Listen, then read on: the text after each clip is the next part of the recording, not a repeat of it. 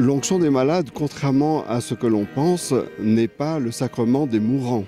Le sacrement des malades est un signe que l'Église donne au nom de Jésus-Christ pour signifier que les malades ont une place éminente au cœur de l'Église.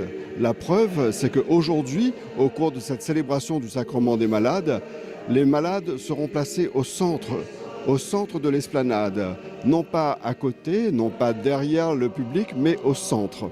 Et c'est le signe que dans la faiblesse, Dieu est présent.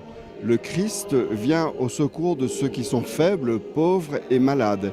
Et ce signe, puisque sacrement signifie signe, montre qu'aux yeux de Dieu, même ces personnes blessées par la maladie et par la vie ont une place éminente aux yeux de Dieu.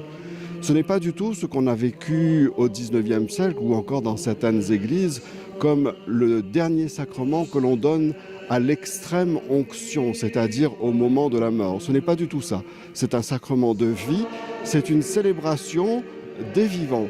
D'ailleurs, plusieurs malades viennent à Lourdes tous les ans et le reçoivent tous les ans, comme pour manifester leur désir d'être toujours suivis par le Christ, soignés par le Christ et aimés par lui, quelle que soit leur maladie ou leur handicap. C'est donc vraiment l'éloge de la faiblesse. Oui, aux yeux de Dieu et dans l'Église, les faibles, les malades ont une place éminente. Cette place, elle est centrale.